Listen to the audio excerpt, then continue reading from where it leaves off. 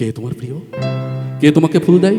কেন দেয়? কিভাবে দেয়? কোথায় দেয়? দিনে কয়বার দেয়? কি কি ফুল দেয়?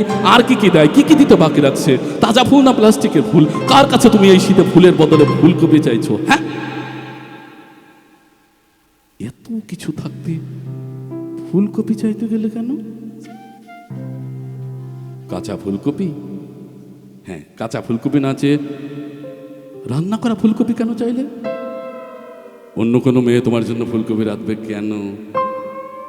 ঘরের রান্না মুখের রোচে না?